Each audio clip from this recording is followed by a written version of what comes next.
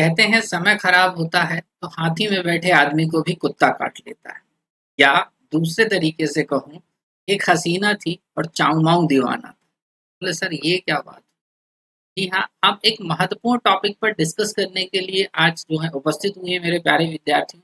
तो सभी लोगों का बहुत स्वागत है कुछ आईएएस एकेडमी के डिजिटल प्लेटफॉर्म। मैं हूँ अतुल कुमार गर्ग और हम डिस्कस कर रहे हैं आज की इस क्लास में बांग्लादेश में हुए क्राइसिस के बारे में।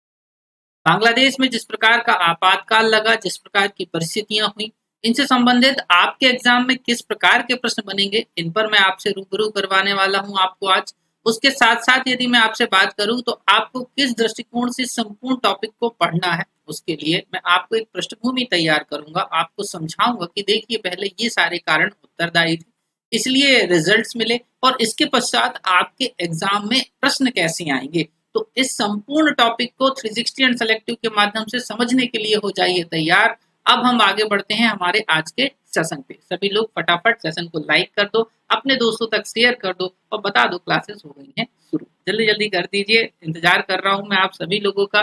सारे प्यारे विद्यार्थियों का हृदय से स्वागत है, पुराने नए जितने भी हैं जिनका अभी जुड़ते जा रहे हैं।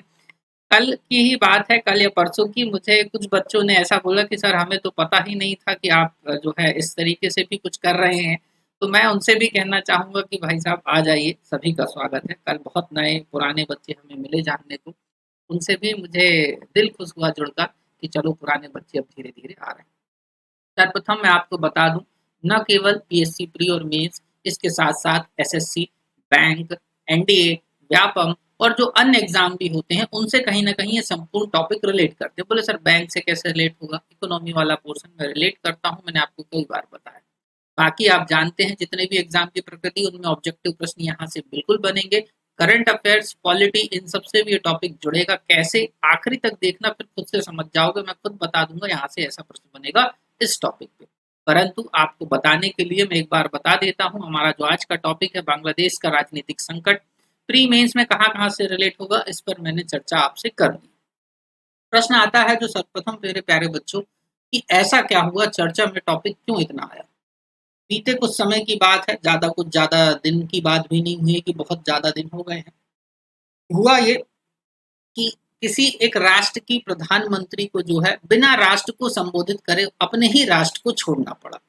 जी हाँ, हम बात कर रहे हैं शेख हसीना की। इसकी बात कर रहे हैं शेख हसीना। तो क्या परिस्थितियां उत्तरदायी थी, किन्होंने इन परिस्थितियों को बनाया और क्यों इन्होंने राष्ट्र को छोड़ा, वो भी इतनी हाबड़-तोबड़ में। जबकि इनके पिता के बारे में भी आप जानेंगे तो आप कहेंगे कि नहीं ये तो इतनी अच्छी हिस्ट्री थी, तो बावजूद ऐसा क्या हुआ, तो उसके लिए तैयार हो जाइए। मैं आपसे डिस्कस कर रहा हूँ सर्वप्रथम बांग्लादेश की प्रधानमंत्री शेख हसीना को जो है प्रधानमंत्री से त्यागपत्र देना पड़ा और बिना राष्ट्र के नाम जो है संबोधन जो है यहाँ पर आएगा, बिना राष्ट्र के जो है संबोधन के अपने ही देश को जो है छोड़ना पड़ा। अक्सर ये होता है कि राष्ट्रपति या प्रधानमंत्री जैसी जहाँ जिस टाइप की सरकार होती है बच्चों, उस टाइप के जो लोग होते हैं, हेड होते हैं, जो वो अपने राष्ट्र को संबोधित करते हैं कि फला फला सिचुएशंस बनी है, इसकी वजह से हम राष्ट्र को छोड़ रहे हैं। परंतु ये देखा गया कि इस प्रकार से बीते कुछ दिनों में कोई संबोधन करने का कॉन्सेप्ट ही नहीं आया। कहीं सेना जो है कैद कर ले रही है राष्ट्रपति या प्रधानमंत्री को, कहीं राष्ट्रपति भाग रहे हैं और कहीं प्रधानमंत्री भाग रही हैं। तो क्या कारण है, उनके पीछे भी चर्चा करते हैं। आइए, ये तस्वीर यदि आप देख पा रहे हो तो मैं आपको बता दूं कि यहाँ पर एक समय ऐसी सिचुएशन थी बच्चों कि बांग्लादेश की जीडीपी पर कैपिटा इनकम जो है भारत से ज्यादा होती हुई दिख रही थी। कोरोना के बाद भी जिस प्रकार से बांग्लादेश ग्रो कर रहा था, तो बार बार हवाला दिया जाने लगा था कि बांग्लादेश को देखो कितनी तरक्की कर रहा है, ये हो रहा है, एचडीआई इंडेक्स में इसकी वैल्यू ज्यादा आ रही है, ये सब चीजें। तब भी मैंने बोला था कि यदि भारत और भारत के पड़ोसी देशों में किसी भी प्रकार की अशांति चल रही है तो ये चिंता वाली बात है। क्यों? क्योंकि चाइना जो है लोन बांटो और राज करो नीति को अपना के रखा है। इसी को बोलते हैं डेब्ट ट्रैप पॉलिसी और चाइना इस पे बहुत माहिर है बच्चों, इस बात को याद रखना। ये पिक्चर देख लीजिए आप, एक तो इस पिक्चर को देख लीजिए कि एक ये खुशी का क्षण है, बढ़िया जीत का जो है वो बताया जा रहा है और कभी कभी दुख का क्षण भी आता है। तो जीवन जो है इसी प्रकार का नाम है। आगे बढ़ते हैं। प्रधानमंत्री शेख हसीना के बारे में मैं थोड़ी सी चर्चा कर रहा हूँ। इन्हीं के संदर्भ में मैंने आपसे बोला था कि जब समय खराब हो तो हाथी में बैठे आदमी को भी क्या काट लेता है, कुत्ता काट लेता है। शेख मुजीबुर रहमान की बात हो रही है बच्चों, प्यारे प्यारे बच्चों, जो है बांग्लादेश के जो है राष्ट्रपिता भी कहला रहे हैं और बांग्लादेश को मुक्ति दिलाने में, आजाद कराने में ये सर्वप्रथम या सबसे प्रखर जो है नेता कहलाए थे। हाल ही में जब इनके द्वारा जो है बात होती है कि इनकी पुत्री जो है, हुआ ये कि जब ये आजाद करवाते हैं, 1971 की बात हो रही, कब की बात हो रही है, 1971 की, इन्होंने आजाद कराया, पहले राष्ट्रपति भी बने, परंतु 3 साल बाद ही इनके संपूर्ण परिवार को जो है मार दिया गया, परंतु उनमें से एकमात्र जो सर्वाइवर थी वो थी शेख हसीना। कुछ समय इन्होंने विदेशों में काटा, कुछ समय भारत के संरक्षण में काटा, और सर्वाधिक संरक्षण इनको अभी भी जो है कौन दे रहा है, भारत दे रहा है। भारत इसलिए दे रहा है, उसके पीछे कुछ दूसरे कारण है, ऐसा नहीं है कि हमारे कुछ हित हैं, हमारे जो हित हैं वो हमेशा हमसे पड़ोसी के, जो हमने ही आजाद करवाया था, आप ऐसे कह सकते हैं बांग्लादेश को, तो ये तो हमारा एक दायित्व भी था, और आज भी जो है पड़ोसियों की रक्षा करना भारत का धर्म है और भारत करता भी है। ये बात अलग है कि वो चाइना के जाल में फंस जाते हैं, समझे बात को। पर प्रश्न जो है यहाँ से जो बनेंगे उन पर सुनिए कि शेख मुजीबुर का जो लोकप्रिय नाम था वो था बंगबंधु। आपसे पूछे बंगबंधु के नाम से किसे जाना जाता था, आप बोलोगे शेख मुजीबुर रहमान। इससे हटके दूसरा प्रश्न जो है, लीग से हटके देखो, बंगबंधु स्टेडियम, करंट अफेयर्स और स्पोर्ट्स से रिलेट होता हुआ प्रश्न बनेगा कि बंगबंधु स्टेडियम कहाँ है, आप बोल देना ढाका में। सर कहाँ पर है, ढाका में। अब जैसे ही आप सिचुएशन को समझने की कोशिश करेंगे कि सीन क्या हुआ, हुआ ये कि बांग्लादेश की जो प्रधानमंत्री है शेख हसीना, जैसे ही राष्ट्र को छोड़ती हैं, और कई बार बीच में भी चर्चा करती है, 2023 में भी इन्होंने चर्चा करी थी कि अमेरिका जो है सेंट मार्टिन द्वीप को लेना चाहता है, हटियाना चाहता है, ऐसे समझता हूँ। तो ये बोलती हैं कि अमेरिका को यदि मैं सेंट मार्टिन द्वीप दे देती तो शायद आज ये परिस्थितियां नहीं बनती। कहीं ना कहीं अप्रत्यक्ष रूप से इन्होंने इशारा किसकी तरफ कर दिया, अमेरिका की तरफ, कि इस संपूर्ण प्रक्रिया के लिए जिम्मेदार कौन है, अमेरिका। आगे बढ़ते हैं, अभी सुनना कौन जिम्मेदार। तो यही से प्रश्न आता है कि सर ये सेंट मार्टिन द्वीप क्या है, क्यों चर्चा में है इतना। तो मैं आपसे बताना चाहूंगा कि सेंट मार्टिन द्वीप एक ऐसा द्वीप है जिसकी लोकेशन बड़ी प्रिसाइज है बच्चों, मतलब ये ऐसी लोकेशन पर है जिससे जो है आप जो है कहीं ना कहीं मलक्का जलडमरू मध्य पर जो है नजर रख सकते हैं। बोले सर कैसे, आओ दिखाता हूँ, अच्छे से देखो। ये रहा आपका प्यारा भारत, समझे बात को, ये हो गया भारत हमारा। ये रहा बांग्लादेश, यदि आप देख पा रहे हो, ये बांग्लादेश, और ये रहा म्यांमार बच्चों, ये तीन तो आप समझ गए। अब यहीं पर जैसे ही ये जो बंगाल की खाड़ी के बाद ये जो गंगा नदी का मुहाना वाला एरिया है, इसके आसपास को आपको दिख रहा है ये सेंट मार्टिन द्वीप। ये क्या दिख रहा है, सेंट मार्टिन द्वीप। सेंट मार्टिन द्वीप, तो आप इस बात से समझिए कि चीन का जो है, या यहाँ पर बंगाल की खाड़ी से जितना भी व्यापार होता है, लगभग 50% आप मोटे तौर पे मान लो इसी रूट से होते हुए जाएगा। ये जहाज दिख रहा है आपको शिपमेंट वाला, ये यहाँ से बंगाल की खाड़ी, सेकंड वाली पिक्चर पे चल रहे हैं अपन, ठीक है ना। सेंट मार्टिन यहीं पर जो है मलक्का जलडमरू मध्य है, समझे बात को। तो होता ये है कि मलक्का जलडमरू मध्य जो है, कहीं ना कहीं आपको इसको भी याद रखना है कि यहाँ से जो है होकर चीन का ज्यादातर व्यापार होता है। दुनिया के कुल व्यापार का 50% बंगाल की खाड़ी से होकर जो है दुनिया के एक हिस्से से दूसरे हिस्से में पहुंचाया जाता है। स्ट्रेट ऑफ मलक्का से जो है गुजरने वाले द्वीप पर क्या होता है बच्चों, ये जो पोजीशन है ना, ये यहाँ से जो है बढ़िया लोकेशन रखी जा सकती है, ध्यान लगाया जा सकता है और देखा जा सकता है कौन कौन सा जहाज है, किसका जहाज है, कहाँ जा रहा है। मतलब ये ऐसी सिचुएशन है जहां पर यहाँ पर आने वाले जितने जहाज हैं उन पर नजर रखी जा सकती है। दूसरे साइड में तीसरे पिक्चर में आइए, अब मैं अपने आप को हटा दे रहा हूँ तो आपको और अच्छे से दिखेगा। कुल लंबाई जो है ना इस द्वीप की वो है 9 किलोमीटर। अभी समझना, फिर अपन टॉपिक पे भी चलेंगे, पहले मार्टिन को समझ लो क्योंकि जरूरी हो गया ये। आपसे पूछे कहाँ है, बोलना बंगाल की खाड़ी में। देश बांग्लादेश के हिस्सा है ऐसे मान लो। कॉक्स बाजार जिला जो है ये आपको याद रखना है, पूछ ले कॉक्स बाजार कहाँ आएगा तो आप बता देना, बांग्लादेश की बात हो रही है। अब देखो ये भारतीय राज्य त्रिपुरा, मतलब हमारे त्रिपुरा से 350, त्रिपुरा 350 ऐसे याद रख लो। म्यांमार से है 8 किलोमीटर, म्यांमार का जो कोस्टल एरिया है उससे 8 किलोमीटर, और बांग्लादेश का जो कॉक्स बाजार है ना उससे ये है 9 किलोमीटर। कई मूवीज देखे होंगे आपने, वहां पर कॉक्स बाजार की चर्चा होती है, कई बार देखना मूवीज, देखना मूवी पे चर्चा होती है कॉक्स बाजार की। तो इस प्रकार से इस द्वीप की यदि आप लोकेशन समझ पा रहे होंगे तो कहीं ना कहीं ये इस संपूर्ण जो क्षेत्र है इसमें एक अच्छी खासी स्ट्रेटेजिक पोजीशन रखने वाली जगह है। इसलिए चाइना भी परेशान है, इसलिए अमेरिका भी परेशान है, और इन दोनों के बीच में फंस गया बांग्लादेश। कौन फंस गया, बांग्लादेश। पॉइंट को समझ पा रहे हो, आगे बढ़ते हैं और जरूरी चीजें सुनो। प्रश्न ये आता है कि सेंट मार्टिन द्वीप के इतिहास की थोड़ी सी चर्चा हो जाए। तो देखो ये विवादित क्षेत्र तो रहा, ये बाकी सारी चीजें डिटेल यहाँ पर लिखी हुई हैं, आप उनको भी पढ़ लेना, मेरे सुन लो, सारी पीडीएफ आपको हमारे टेलीग्राम चैनल पे मिल जाएगी, आप सुन लो, दिमाग में सेट कर लो और की फैक्ट याद रखो, मैं बताऊंगा प्रश्न कहाँ से बने। समझे बात को? हुआ ये कि सेंट मार्टिन द्वीप को लेकर विवाद बना ही रहा। 47 तक तो जो है इसको जब भारत आजाद हो रहा है तो फिर आप समझ जाएंगे कि भारत के हिस्से में थोड़ी देर के लिए आता है। 72 में ये कहाँ पर पहुंच रहा है आपका, बांग्लादेश के हिस्से में पहुंच रहा है। बांग्लादेश के बाद जो है आगे चल के म्यांमार से डिस्प्यूट हो रहा है, फिर से किससे हो रहा है, म्यांमार से डिस्प्यूट पर जो है कहीं ना कहीं 74 की बात हो रही है। 1974 में म्यांमार राजी हो जाता है कि चलो बांग्लादेश का हिस्सा है, किसका हिस्सा है, बांग्लादेश का हिस्सा। आगे चलकर पुनः दो है मतलब 44 साल बाद जो है विवाद फिर से गहराता है, जब म्यांमार इसको अपने यहाँ के नक्शे में दिखा देता है, पर बांग्लादेश की कड़ी प्रतिक्रिया देता है, जिसके चलते ये डिस्प्यूट तब तो रिसॉल्व हो जाता है। परंतु हुआ ये कि वर्तमान में आपको मैंने क्लास दे रखी है, जिसने म्यांमार वाली क्लास नहीं दी है वो देखिए, वो यूट्यूब की लिंक में, यूट्यूब हमारे चैनल में जाके देखो, आपको क्लास मिल जाएगी। समझे बात को? तो म्यांमार में इस समय सैन्य शासन है। कौन सा शासन है, सैन्य शासन है। तो म्यांमार के जो सैन्य जहाज हैं वो यहाँ भटक रहे हैं, इसी तरीके से रक्षा के लिए बांग्लादेश के जहाज भी भटक रहे हैं। पर सबसे बड़ी बात, चैलेंजिंग वाला पॉइंट क्या है, इस बात को समझो कि कॉक्स बाजार में जो है अपना एक सैन्य अड्डा भी बना के बैठा है, कौन, आपका चाइना। चाइना कौन बना के बैठा है, चाइना। अब तुम समझो क्या स्ट्रेटेजी हो रही है चाइना की। चाइना पहले से ही वहां घर बना के या सैन्य बेस बना के बैठा हुआ है बच्चों, पॉइंट समझ पा रहे हो? तो चाइना तो है, अब चूंकि जिस प्रकार से दक्षिण चीन सागर में अशांति चल रही है, बंगाल की खाड़ी में भी आने वाले समय में अशांति होगी, ये बात भी पक्की है। क्योंकि समुद्र में इतना लड़ाई क्यों है, इस बात को समझो कि समुद्र से जो ट्रांसपोर्ट होता है वो बहुत सस्ता होता है। मतलब ये जो मालवाहक जहाज हैं, ये अधिकांश मामले में समुद्र से ही जाते हैं। किससे जाते हैं, समुद्र से ही जाते हैं। तो इसी के चलते आगे कहानी क्या बनती है वो ध्यान से सुनो। ये एरिया जो है यहाँ पर लिखा हुआ है, क्यों इतना है, क्या क्या यहाँ पर है, ये सब चीजें हैं। पर क्या सच में अमेरिका की नजर इस द्वीप पर है, इस पर मैं अब चर्चा आपसे कर ले रहा हूँ। 2003 में देखिए खालिदा जिया ने जो सत्ता में बने रहने के लिए इस द्वीप को अमेरिका को बेचने का फैसला कर लिया था। राजनेता अक्सर अपनी कुर्सी बचाने के लिए देश क्या किसी को भी दांव पे लगा सकते हैं। समझे बात को? आगे बढ़ते हैं।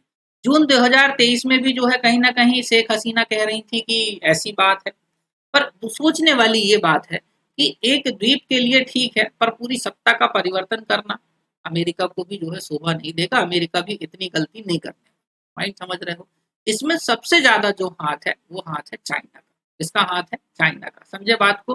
तो इस आधार पर सबसे ज्यादा जो 3 फैक्टर रिस्पॉन्सिबल बनने वाले हैं, एक तो आपका चाउमाऊ, आपको याद कर लेना है। दूसरा भी आगे चलकर आ रहा है कि अब जो है ये तो आपको किसकी हिस्ट्री पता चल गई, किसकी, देख लो आपके सेंट मार्टिन द्वीप की, और बाकी मैं आपको एक डिटेल वीडियो और दे दूँ। समझे बात को? अब उसके बाद आपकी बात आती है, हम वापस अपने मेन टॉपिक पे आते हैं जो कि आपके लिए जरूरी। सेंट मार्टिन द्वीप से जो प्रश्न बनेंगे वो अब आप कर लोगे, इतना मुझे आपके ऊपर भरोसा है। एक बार कमेंट करके बता दो आपको सारी चीजें समझ में आ रही, कोई दिक्कत तो नहीं हो रही है। और सबसे बड़ी बात कि सारे लोग जुड़ चुके हैं, तो सभी का स्वागत है। मैं सभी को धन्यवाद देना चाहूंगा जिस प्रकार से आपका प्रेम मिलते जा रहा है, और एक एक टॉपिक को बड़े विस्तार पूर्वक 316 सेलेक्टिव माध्यम से आपके लिए करवाया जा रहा है। जल्दी बता दीजिए। चलिए, बहुत बढ़िया। अब मैं बात करता हूं कि एक्चुअल में क्या रीजन हो रहा है। देखो इसको भी मैंने सारी डिटेलिंग कर दी है, आप सिर्फ सुनो और आपको मजा आएगा। हुआ ये कि जैसे ही बांग्लादेश आजाद हो रहा है, कौन आजाद हो रहा है? बांग्लादेश। बांग्लादेश को आजाद कराने में भारत की सबसे महत्वपूर्ण भूमिका थी बच्चों, ये आप अभी चर्चा करेंगे इसमें। हुआ ये कि जैसे ही ये जो स्वतंत्रता सेनानी थे जिन्होंने बांग्लादेश को आजाद कराया, तो ये बात कही गई या ये निर्णय लिया गया कि इन स्वतंत्रता सेनानियों के जितने भी आने वाले बच्चे होंगे, जो भी होंगे, उनको सरकारी नौकरी में 30% का रिजर्वेशन दिया। अक्सर विवाद में आपसे बोलूं कि रिजर्वेशन ही होता है, आप कभी देखना। हुआ ये कि इतने साल हो गए, इतने साल बाद वहां के युवा भी जो है कहीं ना कहीं अब अपने आप को छला हुआ महसूस कर रहे हैं। तो उन्हें लग रहा है कि हमें क्यों रिजर्वेशन नहीं मिल रहा, या एटलीस्ट रिजर्वेशन को हटाया। तो इसके चलते कुछ युवा वर्ग जो है सड़कों पे उतरा, उनकी पिटाई कर दी गई। क्या कर दी गई? पिटाई कर दी गई। अब युवा हैं, क्रुद्ध हो जाते हैं, आपको भी पता है। यदि अच्छे से सोच लें तो सब कुछ अच्छा है, जब तक मोबाइल चला रहे हैं तब तक कोई दिक्कत नहीं। अधिकांश युवाओं को गरीबी भी फील नहीं हो रही है, क्यों? क्योंकि वो दिन भर मोबाइल चला रहे हैं, उनको पता ही नहीं चल रहा है रील्स देखने में कितना दिन निकल जाता है हमारा। पर यदि मोबाइल छीन लो तो सारी सिचुएशन समझ में आ जाएगी। पॉइंट समझे। इसी आधार पे हुआ ये कि युवाओं ने मार्च निकाला, उनके जो नेता थे उनकी करी गई पिटाई। क्या करी गई? पिटाई, अच्छी तबीयत से पिटाई गई, समझे बात को। तो जिसके चलते जो है अब कहानी बिगड़ी। अब इस बिगड़ी हुई कहानी का फायदा उठाया कुछ लोगों ने। ये कुछ लोग कौन है? एक चाइना है, दूसरा यूनिस खान है। कौन है? अभी मैं उन पे भी चर्चा करूंगा आपसे। तीसरा आपकी जो है खालिदा जिया है। पॉइंट समझ।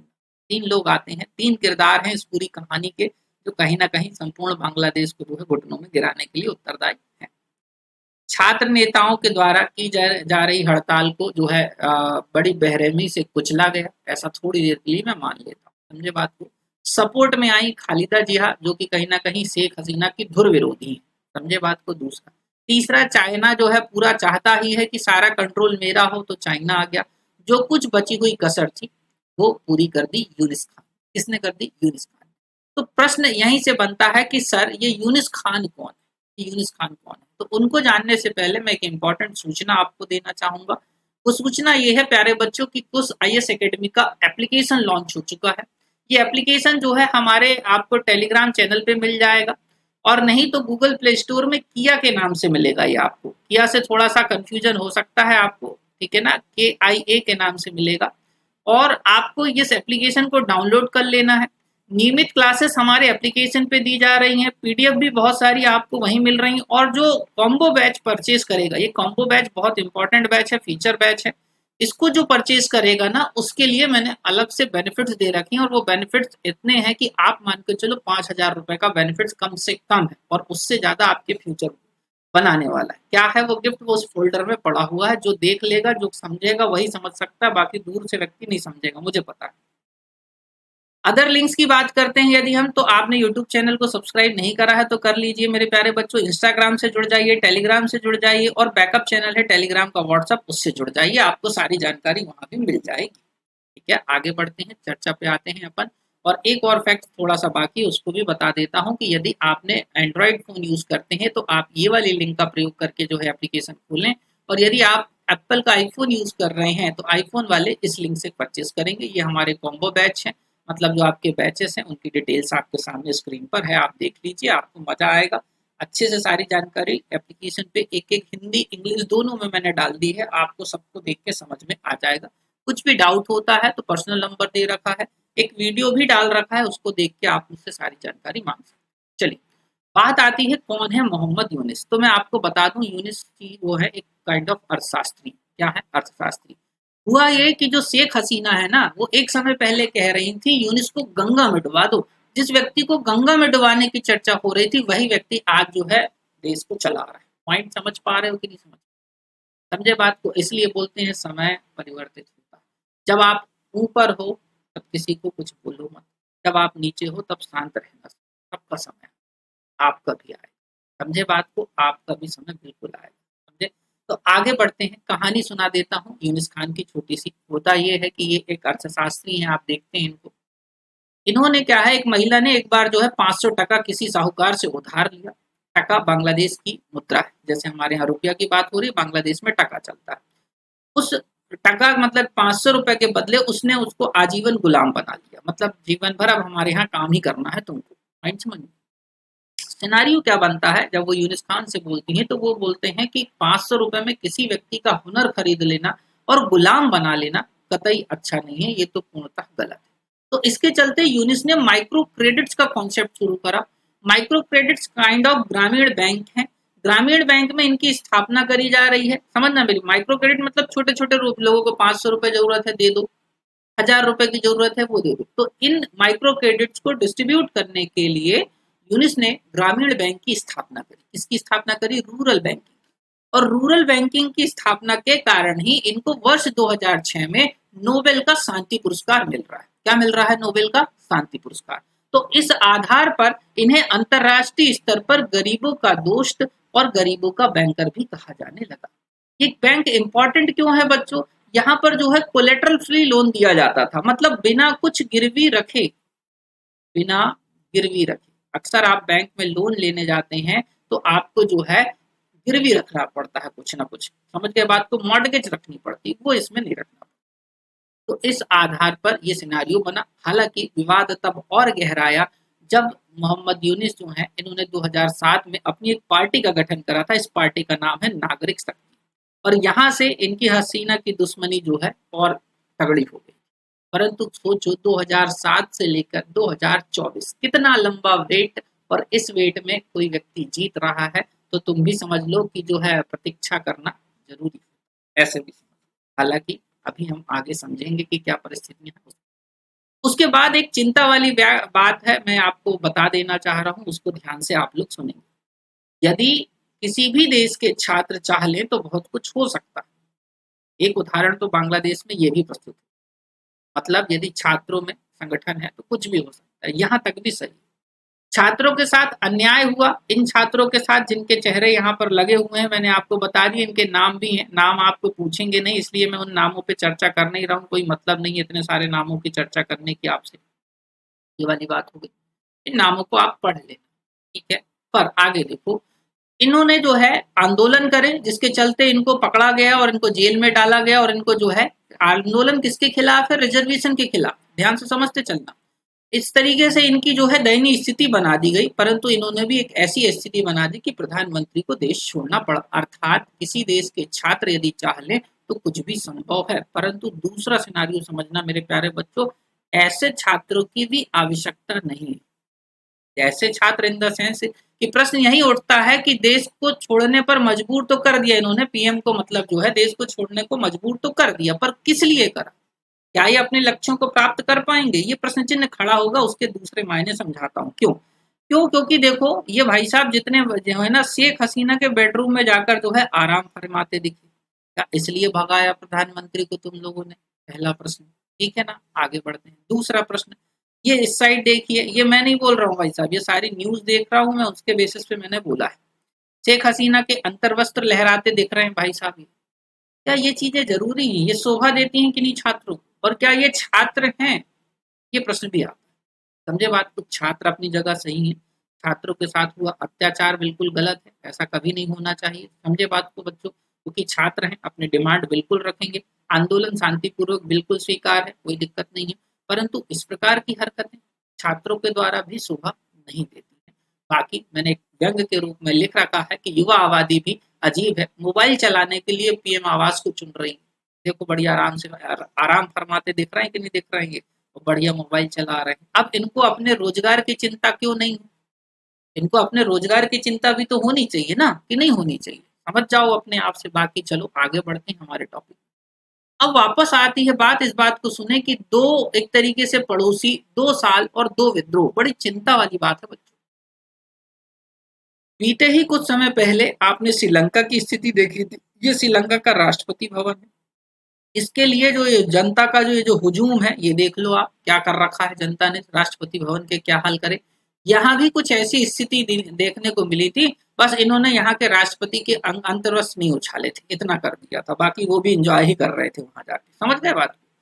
दूसरा, मैं ये पूछना चाहूंगा कि ये कौन से युवा हैं जो अपने यहाँ के ही स्वतंत्रता सेनानियों का सम्मान नहीं करते? देखिए, इस देश को या किसी भी देश को स्वतंत्रता दिलाने में वहां के स्वतंत्रता सेनानियों का ही योगदान बहुत होता है। या मैं कहूंगा इससे बढ़िया तो तुम्हारे अंदर जो है गुलामी की जंजीरें ही सही, ये भी कह सकते हैं अपन। या इसलिए मैं एक पॉइंट और भी बोलता हूँ, सब लोग समझने वाले रिलेट कर पाएंगे कि मूर्तियां बनाना भी इतना आवश्यक नहीं होता। अब देखो, इतनी मूर्तियों को बनाने के कितना खर्चा आया होगा। इन मूर्तियों से देश की गरीबी, देश की भुखमरी, देश के बच्चों को रोजगार मिल सकता था, परंतु नहीं दिया गया। मूर्तियां बनाई गई, दिखावा करा गया। सब राष्ट्रों में चलता, हमारे यहाँ भी चलता। समझे बात को? जबकि मायावती हम जो है कितने बड़े बड़े पुतले बनाती थी, तब भी ऑब्जेक्शन होते थे, आज भी बन रहे हैं। इतने बड़े, इतने करोड़ों के प्रोजेक्ट लाने की जरूरत क्या है जब देश के युवाओं को रोजगार नहीं मिल रहा, भुखमरी चढ़ी जा रही है सर पे बिल्कुल अच्छे से, तो जरूरत क्या है इतनी मूर्तियों की? परंतु बनाने के बावजूद ठीक है बना दिए गए, तो इस तरीके से अपमान भी नहीं करा जाना चाहिए जिस प्रकार से ये बच्चे कर रहे हैं। बाकी आप समझदार हैं, मैं आपसे यही कहूंगा कि आप ऐसी हरकत ना करें। आगे बात आती है बच्चों, भारत की विकराल चिंताएं किस बात को लेकर हैं वो भी समझो।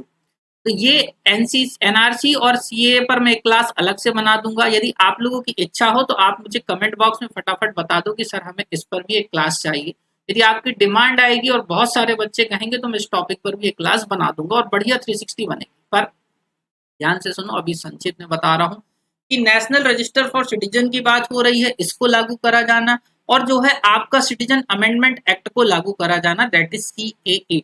ये कहीं ना कहीं भारत और बांग्लादेश के संबंधों में खटास ला चुके थे। अब हम भारत की चिंताएं को समझ रहे हैं, भारत और बांग्लादेश के संबंधों में क्या आ गई, खटास आ गई, कहीं ना कहीं दिक्कतें आ रही हैं। वहीं हमने जो है लुक जो है कहीं ना कहीं नेबरहुड पॉलिसी को जो है फॉलो करा था, नेबरहुड फर्स्ट पॉलिसी को फॉलो करा था, मतलब हम अपने पड़ोसियों का पहले ध्यान रखें। जब आप ध्यान रख रहे हैं या रख रहे थे, तो फिर चाइना ने आपके आसपास के सारे पड़ोसियों को अपने पाले में कैसे गिरा लिया? ये कहीं ना कहीं ये भी प्रश्न चिन्ह खड़ा होता है। इस बात को समझना, आप उस तस्वीर को दिखाना ही नहीं चाह रहे हैं जो तस्वीर एक्चुअल में है। अब कैसे, मैं आपको बता रहा हूँ, ध्यान से सुनो। देखो भाई साहब, यहाँ से शुरू करते हैं। ये है आपका प्यारा भारत, आपको बहुत अच्छे से पता है ये हमारा प्यारा भारत है।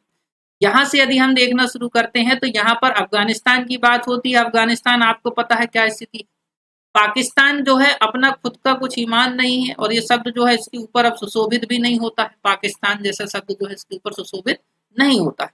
मालदीव की बात करते हैं, मोइजू पूरे फेवर में है भाई। बीच में तो ये जो है हमारे प्रधानमंत्री के खिलाफ भी बहुत कुछ बोलने की इच्छा रख रहे थे, समझ गए बात को। फिर जो है कैसी हालत हुई है वो भी इनको भी पता है, पर कहीं ना कहीं ये भी चाइना के पूरे प्रभाव में है। ये पूरी चीन समर्थित सरकार है बच्चों। श्रीलंका की स्थिति में आपको बता चुका हूं, हम्बनटोटा बंदरगाह चाइना ले चुका है 100 साल के लिए लीज पे। याद हो आपको, 2017 में चीन ने जो है इसमें बिल्कुल अच्छे से अपने अंडर में कर लिया है इसको। म्यांमार के बारे में मैंने पिछले वीडियो में बहुत डिटेल में आपको बता चुका हूँ। भूटान लगभग जो है भारत, चीन और नेपाल के साथ इसकी सीमाएं साझा होती हैं। बहुत छोटा देश है, चीन कभी भी इसको जो है अपने चाले में ले सकता है। यद्यपि भूटान जो है भारत को बड़ा भाई मानता है बावजूद इसके, ठीक है ना। बचा था बांग्लादेश। अब देखो बांग्लादेश भी चला गया उसी समय। आज से लगभग 1 साल पहले मैंने जब बोला था, जब श्रीलंका की स्थिति हो गई थी, तभी मैंने बोला था कि भारत अपने सारे प्रोजेक्ट में कहीं ना कहीं फेल होता हुआ दिख रहा है। भारत वो स्ट्रेटेजिक जीत हासिल नहीं कर पा रहा है जो चाइना लोन बांट बांट के जो है हासिल कर रहा है। तो चाइना क्या बांट कर करके, लोन बांट बांट के। इसी को चाइना की डेब्ट ट्रैप पॉलिसी कहा जाता है। पॉइंट समझे? तो भारत की चिंताएं विकराल हो चुकी हैं, सोचना भी चाहिए और बहुत जरूरी भी है। आगे बात करते हैं बांग्लादेश के बारे में। मैं कुछ शॉर्ट डिटेल्स आपको दे रहा हूँ जो आपकी ज्योग्राफी से रिलेट करेंगी और आपको एग्जाम में प्रश्न आएंगे भी। अब ध्यान से सुनते चलना मेरी बात को। बांग्लादेश दक्षिण एशिया में बंगाल की खाड़ी पर स्थित एक देश है। पूरी तरह से जो है पड़ोसी देश भारत से घिरा हुआ है। मतलब आपसे पूछ ले बांग्लादेश पूरी तरह से किससे घिरा हुआ, तो ये तो बता दूंगी। दक्षिण पूर्व में म्यांमार के साथ एक छोटी सी सीमा साझा करता है। हालांकि यह नेपाल, भूटान और चीन के बहुत करीब स्थित है, इसलिए थोड़ी सी चिंताएं भी हैं। अब बात आती है सबसे इंपॉर्टेंट प्रश्न की। जो प्रश्न बनेगा इंपॉर्टेंट याद कर लेना। गंगा ब्रह्मपुत्र डेल्टा जो है सबसे बड़ा डेल्टा है, या गंगा ब्रह्मपुत्र नदियां मिलकर विश्व के सबसे बड़े डेल्टा का निर्माण करती हैं। पर प्रश्न क्या बनेगा, ध्यान से सुनो। यदि आप लोगों ने ज्योग्राफी पढ़ी हो, नहीं पढ़ी हो, तो ऐसे पढ़ लेना भाई साहब। ये जो है गंगा नदी है, यदि आप देख पा रहे हो, गंगा नदी जो है यहाँ से इस तरीके से आ रही है। ये बांग्लादेश में एंटर हो रही है यहाँ से, समझना। यहाँ से जहाँ मैंने पेन चलाया है ऐसे इसका बड़ा सा, ये समझना। जब बांग्लादेश में प्रवेश करती है तो इसको जाना जाता है पद्मा के नाम से। प्रश्न पूछेगा, राइट, समझना, याद से सुन लेना कि जब गंगा नदी बांग्लादेश में प्रवेश करती है तो इसे किस नाम से जाना जाता है। वहीं ब्रह्मपुत्र की बात आती है तो ब्रह्मपुत्र जब प्रवेश करती है तो इसको जो है जमुना के नाम से जाना जाता है। यहाँ से ब्रह्मपुत्र आ रही है, देखो ये बांग्लादेश में यहाँ से प्रवेश हो रही है। और इन दोनों की संयुक्त धारा, मतलब ये यहाँ पर मिल गई, तो इन दोनों की संयुक्त धारा जो है ये मेघना के नाम से जानी जाती है। और आगे चलकर जो है विश्व का विशालतम डेल्टा जो है गंगा ब्रह्मपुत्र डेल्टा यहाँ पर बनता हुआ आपको दिखता है। तो इस आधार पर आपको जो है एक एक पॉइंट को समझना है कि कब इसे जो है एक तरीके से पद्मा कहा गया, कब इसे जमुना कहा गया, कब इसे मेघना कहा गया। ये सारे पॉइंट्स आपको बनने चाहिए, प्रश्न यहीं से आपसे पूछेगा। और बांग्लादेश को नदियों की भूमि भी कहा जाता है, ये भी याद रखना है। कुछ शॉर्ट फैक्ट्स हैं, इनको थोड़ा सा अपने दिमाग में रखो, जो आपको एग्जाम में आएंगे। हालांकि ये नहीं आने वाले, तो इनको थोड़ा सा पढ़ लेना। अब सबसे इंपॉर्टेंट बात जो है, देखो यहाँ से देखो, ये 4096 आएगा। भारत और बांग्लादेश मतलब जो है सीमा साझा करते हैं। भारत अपने जितने पड़ोसी देशों के साथ सीमा साझा करता है उसमें सबसे ज्यादा जो मैक्सिमम सीमा साझा कर रहा है भारत, वो है 4096 किलोमीटर की, और ये कर रहा है बांग्लादेश के साथ ही। इसकी एक ट्रिक है, मैंने आपको लास्ट क्लास में बताई थी, कमेंट बॉक्स में फटाफट उस ट्रिक को मुझे बता दो, क्या तुम्हें वो ट्रिक याद आ रही है? म्यांमार वाले वीडियो मैंने बताया था, जल्दी बताओ, फटाफट बता दो मेरे प्यारे बच्चों, जल्दी से बता दो। भारत बांग्लादेश के साथ या अन्य पड़ोसी देशों के साथ जो सीमा साझा करता है, उसकी एक ट्रिक मैंने आपको बताई। ठीक, चलिए आगे बढ़ते हैं। यदि आप लोगों को याद आ रही हो, नहीं तो मैं आपको याद दिला देता हूँ। ट्रिक का नाम है बचपन में एमबीए किया। ट्रिक का नाम क्या है? बचपन में एमबीए किया। जिसने नहीं लिखा है नोट डाउन कर लो फटाफट। तो इस आधार पर आप ध्यान से सुनो कि भारत के साथ बांग्लादेश के जो एक तरीके से भारत और बांग्लादेश की सीमा साझा करते हैं, उनमें कौन कौन से राज्य हैं। कौन से राज्य मतलब भारत के राज्य, ध्यान से सुनना, ये आपके लिए इंपॉर्टेंट है। बंगाल मतलब पश्चिम बंगाल की बात हो रही है। असम सीमा साझा करेगा, मेघालय करेगा, त्रिपुरा करेगा और मिजोरम करेगा। मतलब 5 स्टेट्स, 5 स्टेट्स। याद कर लोगे इतना? ये भी प्रश्न पूछेगा कितने स्टेट, तो बता देना। एग्जाम के लिए सारे इंपॉर्टेंट हैं। कैसे हैं? IMP, यहाँ से नहीं पढ़ा तो कुछ नहीं पढ़ा, समझे बात को। सबसे बड़ी सीमा किससे साझा कर रहा है? त्रिपुरा से। ये भी याद रखना है। कितना, किसका नाम याद रख लेना है? त्रिपुरा। त्रिपुरा। अब देखो मैं आपको एक इम्पॉर्टेंट फैक्ट बता दे रहा हूँ। भारत सबसे ज्यादा सीमा साझा कर रहा है बांग्लादेश के साथ। बांग्लादेश और भारत के राज्यों के बीच में यदि बात करेंगे तो त्रिपुरा। इतना याद कर लेना, तुम्हारा काम हो जाएगा। उसके बाद में रेड क्लिफ लाइन अगस्त 1947 में स्थापित खींची गई थी, ऐसे मान लो। यह रेड क्लिफ रेखा पश्चिमी तरफ जो है भारत और पाकिस्तान तथा पूर्वी तरफ भारत और बांग्लादेश के बीच खींची गई थी। तो ये भी याद रख लेना थोड़ा सा। एक व्यक्ति था अंग्रेज, जिसको कुछ पता नहीं था भारत के बारे में, और जब बोला गया तो एक मैप पकड़ा और यूं लाइन खींच दी उसने, बोल दिया ये रेड क्लिफ लाइन हो गई, समझे बात को। और भारत की और भारत के पड़ोसी देशों के साथ जो बुरी स्थिति बनने लग गई थी, उसके लिए संपूर्ण रूप से जिम्मेदार है रेड क्लिफ। कौन है? रेड क्लिफ, समझे बात पर, हिस्ट्री में पढ़े। अमर सोनार बांग्ला की बात होती है, माई गोल्डन बंगाल की बात होती है। ये राष्ट्रगान है बांग्ला का, और इसके लेखक हैं रविन्द्रनाथ टैगोर जी। रविन्द्रनाथ टैगोर के बारे में मैंने आपको बता रखा है बहुत अच्छे से, यदि आप जानते होंगे। नहीं भी है तो आप समझ लीजिए, ऐसा व्यक्तित्व जिन्होंने, एक व्यक्ति जिन्होंने 2 राष्ट्र के राष्ट्रगान को लिखा, समझे बात को। ये यहाँ पर एक मैप मैंने लगा दिया है, इस मैप को आप अच्छे से थोड़ा सा देख लेना, विजुलाइज कर लेना, PDF टेलीग्राम में मिल जाएगी, आपको मजा आ जाएगा। अब उससे बाद में सबसे इंपॉर्टेंट प्रश्न और कहाँ से बनेंगे, अब मैं हिस्ट्री से भी रिलेट कर दे रहा हूँ, ध्यान से सुन लो। इसके पॉइंट में एक पॉइंट आई थिंक रह गया है यहाँ पर, सार्क वाला। ठीक है, सार्क वाला भी समझ लो। देखो 1985 में जो है स्थापित सार्क हुआ था। सार्क जो है 8 सदस्यीय संगठन है, जिसमें अफगानिस्तान, बांग्लादेश, भूटान, भारत, मालदीव, नेपाल, पाकिस्तान और श्रीलंका आते हैं। कहीं ना कहीं इनका भविष्य भी जो है अधर में लटक गया है। तो इतना याद कर लो कि 85 में, बाकी डिटेल में सार्क की डिटेल जो है मैंने दे रखी है, हम इकोनॉमी में बहुत डिटेल से आपको पढ़ाते हैं। पश्चिम बंगाल की बात आती है, बंगाल विभाजन को अब थोड़ा सा याद रखो, थोड़ा सा कब हुआ था? 1905 में हुआ था। आपसे पूछे बंगाल विभाजन कब हुआ, आप बताना 1905 में। घोषणा कब हुई? 19 जुलाई 1905। व्यापम जैसे एग्जाम देने जाओगे तो ये डेट याद रखना अच्छे से। बाकी PSC में तो नॉर्मल थोड़ा सा हो जाता है, एग्जैक्ट डेट नहीं पूछेगा। किसने करी? वायसराय लॉर्ड कर्जन ने। तो कर्जन विभाजन, कर्जन विभाजन, कर्जन विभाजन 2-3 बार बोलो, याद हो जाएगा। कब करी? 1905 में करी। इसमें क्या हुआ कि जो पश्चिमी क्षेत्र जहां पर हिंदू बहुल आबादी थी, ध्यान से सुनना, पश्चिमी क्षेत्र की बात हो रही जहां पर हिंदू ज्यादा है, उसको बंगाल का नाम दे दिया गया, जो वर्तमान में पश्चिम बंगाल के नाम से जाना गया, समझे बात को। पूर्वी क्षेत्र जहां पर ज्यादा मुस्लिम आबादी देखने को मिली, उसमें असम के कुछ जिले भी शामिल हुए, तो इसको जो है अपन क्या बोल दे रहे हैं? इसको बोल दे रहे हैं आपका बांग्लादेश। पॉइंट समझे? तो इस तरीके से पश्चिमी बंगाल और पूर्वी बंगाल का विभाजन 1905 में किया गया था। हालांकि इसको 1911 में, अब पूछे कब इसको रद्द कर दिया गया, तो किंग जॉर्ज के द्वारा जो है बंगाल विभाजन रद्द कर दिया गया था। तो कब हुआ, किसने किया, क्या हुआ और कब रद्द हुआ, ये मैंने आपको बता दिया। आगे बढ़ रहा हूँ, ध्यान से सुनना। शिमला समझौता के बारे में, शिमला एग्रीमेंट के बारे में क्वेश्चन बिल्कुल आएगा। 2 जुलाई 1972 को ये हो रहा है। कब हो रहा है? 2 जुलाई 1972 को। भारत और पाकिस्तान के बीच द्विपक्षीय शांति समझौता है, जिसके कारण जो है बांग्लादेश नामक नए राष्ट्र का गठन हुआ ये कि भारत कहीं ना कहीं पाकिस्तान के कब्जे वाले इस क्षेत्र को छुड़ाता है और पर्टिकुलर राष्ट्र का जो है निर्माण करता है। इस समझौते में 2 महत्वपूर्ण लोग साइन कर रहे हैं। पाकिस्तान के राष्ट्रपति जो है, जिनका नाम है आपका जुल्फिकार अली भुट्टो, और भारत के प्रधानमंत्री जो है इंदिरा गांधी। तो ये नाम भी याद रखना।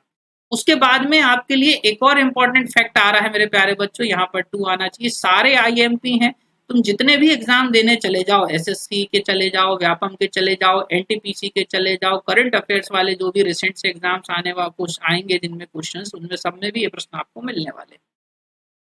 उसके बाद में तीस्ता नदी जल विवाद, आप बिल्कुल याद रखना, तीस्ता नदी जल विवाद जो है भारत और बांग्लादेश के बीच में। तीस्ता ब्रह्मपुत्र की एक सहायक नदी, किसकी सहायक नदी है?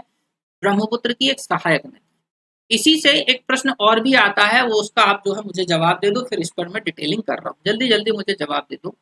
भारत और बांग्लादेश, ध्यान से सुनना, भारत और बांग्लादेश के बीच भूमि हस्तांतरण को लेकर एक संविधान संशोधन किया गया था, जिसके आधार पर भारत ने भी स्वीकार कर लिया कि ये जो एरिया है ये भारत का हो गया और ये जो एरिया है ये जो बांग्लादेश का हो गया। उसका जो संविधान संशोधन अधिनियम है, कमेंट बॉक्स में उसका आंसर आपको देना है। मैं मान जाऊंगा आपकी क्वालिटी भी अच्छी और आपकी तैयारी भी अच्छी है। उसके साथ साथ एक प्रश्न पे और फोकस कर लेना कि भारत और बांग्लादेश के बीच कौन कौन सी रेल सेवाएं चलती हैं, क्या क्या उनके नाम है, बस सेवा क्या है, इतना और पढ़ लेना, ये टॉपिक तुम्हारा 100% कवर। चलो आते हैं अपन तीस्ता नदी पे। तो हिमालय से उत्पन्न होने वाली और सिक्किम हिमालय से कहीं ना कहीं निकलती है, पश्चिम बंगाल होते हुए असम में जो है ब्रह्मपुत्र नदी में जो है मिल जाती है। समझे बात को? तो ऐसे समझ लो, ब्रह्मपुत्र की सहायक मैंने आपको बोला, और सबसे बड़ा जो है विवाद चलता है।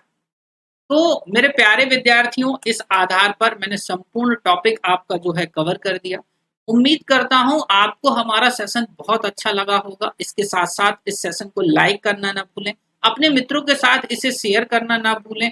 और मैं आपको ये भी कहना चाहूंगा कि 360 एंड सेलेक्टिव माध्यम से हम आपके लिए समय समय पर बहुत यूनिक टॉपिक लाएंगे, जिससे आपके आने वाले जितने भी एग्जाम हैं वो कवर हो जाएं और आप आसानी से इन एग्जाम्स को पास करो। तो उम्मीद करता हूं आपको बहुत मजा आया होगा। कमेंट बॉक्स में अपने इन आंसर्स को दीजिए। मिलेंगे नेक्स्ट वीडियो में, अपना ख्याल रखना है। जय हिंद, जय भारत और बहुत धन्यवाद आप सभी के।